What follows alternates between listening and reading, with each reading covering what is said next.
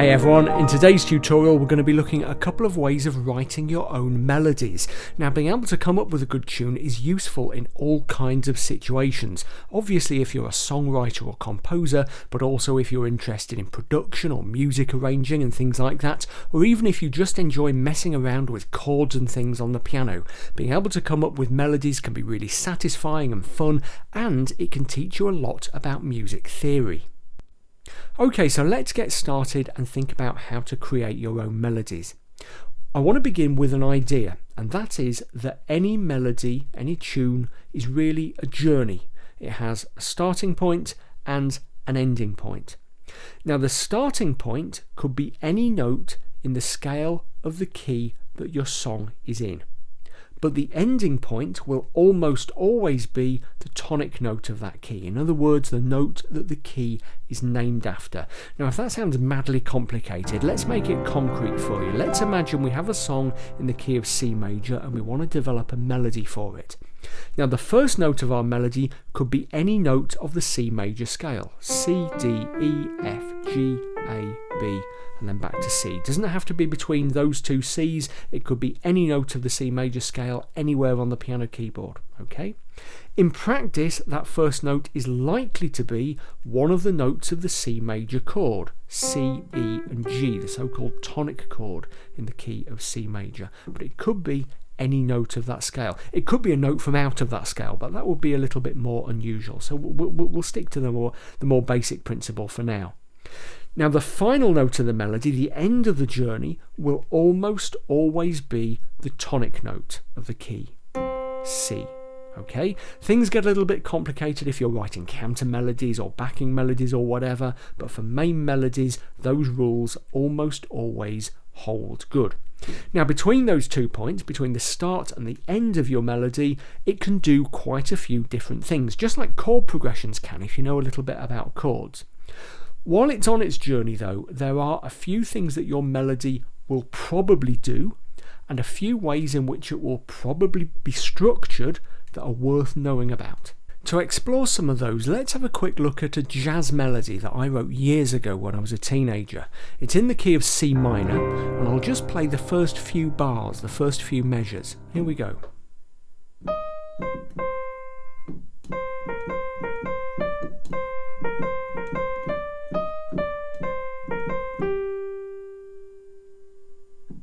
Now, there are a couple of things I want you to notice there that are really important. First of all, there wasn't a ton of jumping around going on.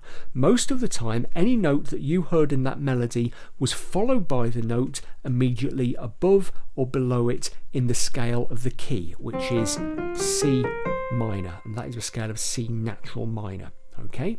Now, often melodies do jump, and when they do, it's typically between the notes of a chord. That's what happened right at the start. But it's relatively unusual to have successions of jumps in a melody, especially big ones. Yeah, so we had that little jump between the notes of the tonic chord, and then this whole section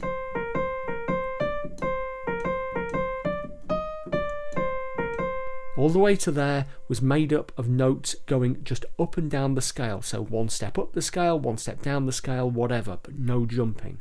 And then the final note there of that little fragment was another jump, and again it was a jump down the chord of C minor. Okay? Now, other kinds of musical motif like arpeggios and things like that will have lots of big successive jumps, but if you're writing a melody, you need to be careful about how much you jump. Now, the reason for that is that all melody has its roots in song, and even if you're not creating a melody that you're going to sing, the most pleasing melodies tend to be those that can be sung, and it's hard to sing lots of big jumps, especially in succession. Sometimes it happens, but it's not that common. Now, for the same reason, second important point, melodies tend to happen within a relatively limited range in terms of the pitches they use. So most good melodies tend to happen within the space of, say, an octave or maybe an octave and a half. Yeah, if you started jumping around creating a melody that went all the way up here and, kind of messed around like that, it just wouldn't work, it wouldn't hang together.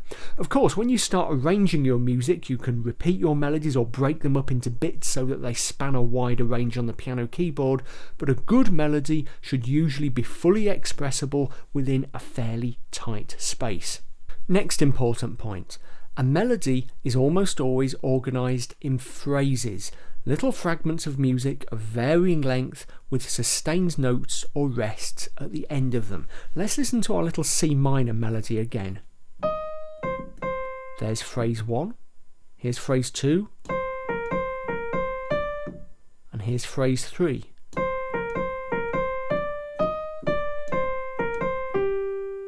Okay, so phrase 1,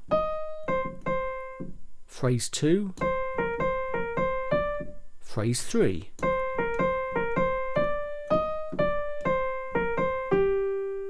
Let's hear another example of that, a really famous one this time. Let's go into C major and play the melody of When the Saints Go Marching In.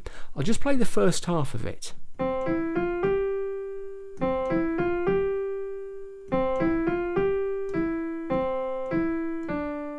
Can you hear that once again we have 3 phrases there? So phrase 1, and then phrase 2, which is exactly the same as phrase 1, that often happens, and then phrase 3. Just like in the first example of the tune that I wrote myself, it was 2 short phrases followed by a longer phrase. Good melodies tend to have phrases of varying lengths. And there's another important point that comes out of that. That third phrase, actually in both melodies, was what we call a development of the phrase that went before it. So here's phrase 2 of When the Saints Go Marching In, and here's phrase 3, which is the same but developed. There's a little bit more material stuck on the end. So the basic idea has been expanded upon. So the whole of that melody so far is just 3 very similar phrases stuck together from a very small amount of basic musical material. Let's dig into the melody of When the Saints Go Marching In a little bit further, because it's a really classic example of good melodic construction. So far we've heard 3 phrases. 1, 2, 3. Now the next phrase goes like this.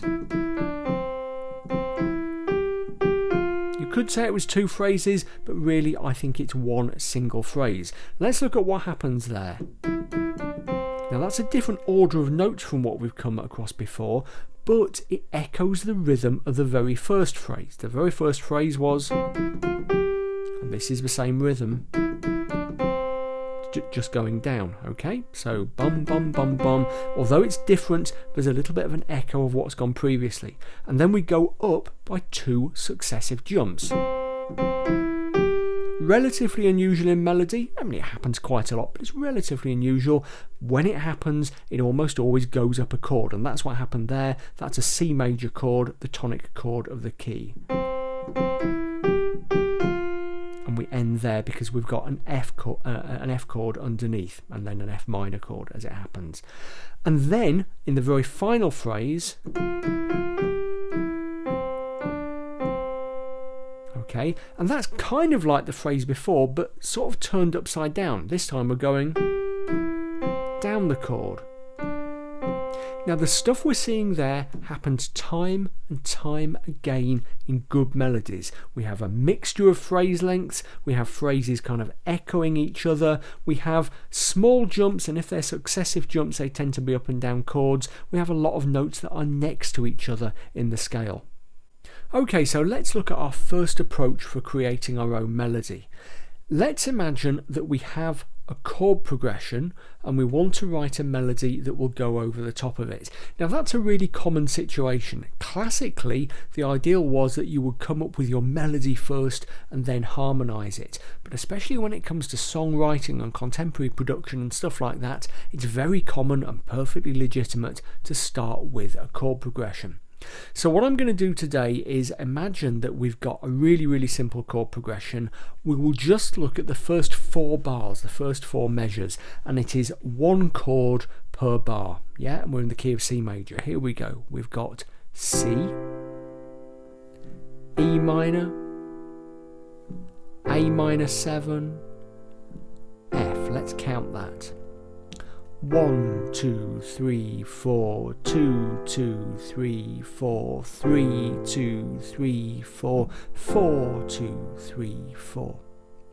Now there are a couple of ways that you can use this chords first approach to create a melody. The first, and in many ways the easiest and the best, if you can make it work for you, is just to use your ear to sing or hum along as you play the chords and just kind of see what comes out. You might think that sounds kind of, untechnical and lame, yeah, but in many situations when you're making music, you'll often find that your own kind of innate musicality, yeah, your musical subconscious, if you like, is way better at coming up with ideas than your conscious analytical mind. So how exactly do you do that?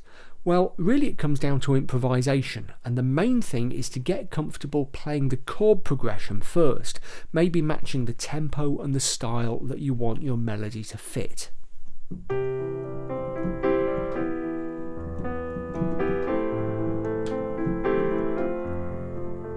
Try the chords in different voicings and inversions, always choosing ones that fit neatly together, yeah?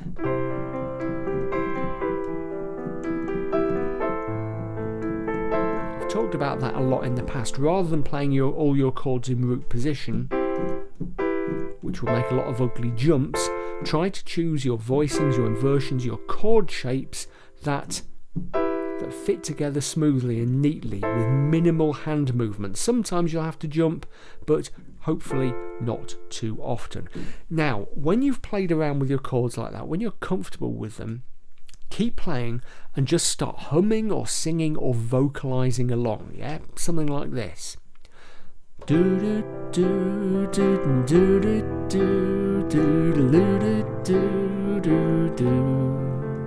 Okay, so I've got a little bit of a tune there that I could use for those first 4 bars, and which I could probably vary and play around with a bit so that it would work for the second 4 bars too, or I could do something completely different, whatever.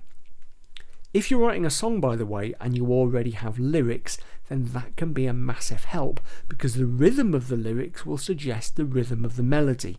Equally, if you don't have lyrics but you want some, then the rhythm of the melody can suggest words. Beans on toast, it's beans on toast, it's beans on toast for tea. Yeah, okay, I don't really recommend that as a song, but an example of the kind of thing you could do. When you're kind of developing those ideas, you might find that you have to sing them through a few times, maybe changing and tweaking as you go. But always try to go for something that feels right. Also, as far as you can, keep it simple. Don't kind of stretch for complexity. Don't force complexity. When you are writing melody, there is rarely any virtue in making things deliberately complicated. Notice, by the way, in that little one that I improvised, and I should say I did kind of prepare that earlier, but that's how I came up with it. In that little melody that I improvised just there, I had that short phrase, long phrase thing going on again. Do do do do. Phrase 1. Do do do do. Phrase 2. Do do do do do. Phrase 3. Not every melody is like that, but lots of them are. I didn't plan it. Yeah, when I first came up with that little melody, I wasn't planning short phrase, long phrase. It just kind of happened. Now that's what happens when you let things kind of come out of your musical sense that you hone over years of listening to music and being familiar with music, playing around with other people's songs and things like that. The other thing you can do if you're starting with a chord progression is to take a more kind of analytical approach to building a melody, using the principles of good melodic construction that we talked about earlier in the tutorial. The way you do that is to work with your chords, thinking of chord notes as kind of anchor points on which you can hang a melody. Especially useful are chord notes that are shared between chords. So for example, if we think back to the little mini progression we were using a moment or two ago, our first 2 chords were C and E minor, and rather helpfully straight away we can see that they share the notes E and G. So let's just try playing around with those two notes over those first two chords and just improvise a little rhythm. Here we go.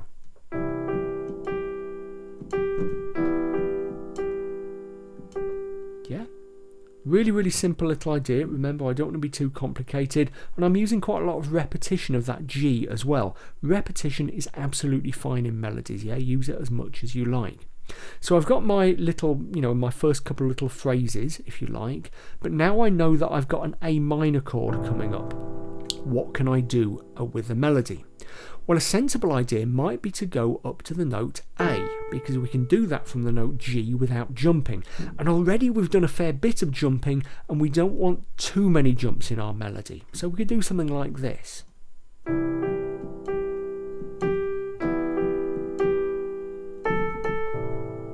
Okay, I've anticipated the chord change there. In other words, that A came in slightly before the A minor chord did itself, okay? That's quite a useful little effect, that anticipation. I made a tutorial about anticipations and suspensions a few weeks ago. I'll include a link to that in the description text below. Okay, so this is what we've got so far.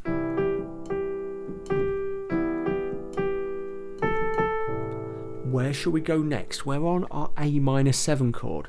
Well, I've got some beats of this bar of A minor 7 left, and I know that what's coming up next is an F chord. So how about we take a run up or down the scale? I'm in the key of C major, so it's the C major scale I'm going to use. I could go up and then back down to C, which is in the F chord, or I could go down. Okay, nice little effect there. I've got the F chord, but I've used that D, not in the chord, as a kind of decoration, a kind of lead into the F chord. Yeah, it's little decorations, substitutions, anticipations like that that really give your melodies their individual character. So let's just play through that melody that we've just kind of engineered there.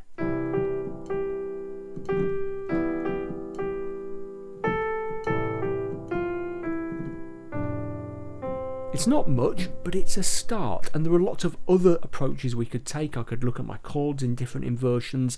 I could really kind of mess around with it. It's quite good fun to play around with this kind of analytical, engineered, trial and error approach to melody making for yourself, because you might be surprised what you come up with. Just bear in mind the basic principles of good melodic writing that we mentioned at the start of the tutorial. Not too many jumps, and if you do jump, it's usually, not always, but usually best to jump between chord notes. Use phrases, think in terms of phrases. You don't want to be playing endless notes all the time without pause, and keep it simple. Some of the very best melodies are the simplest. Now let's think about it the other way around. How do you come up with a melody if you don't have a chord progression? Well, one approach you might be tempted to try is just to sit at the piano or a keyboard and try to come up with something absolutely from scratch. Just playing around with bits of scale and broken chord and so on, and seeing what comes out. In general, I've never found that a very productive way of generating melodies. It can work, but it's very labour intensive. It's a real business of trial and error, and you'll probably find you have to invest quite a lot of time and effort in it.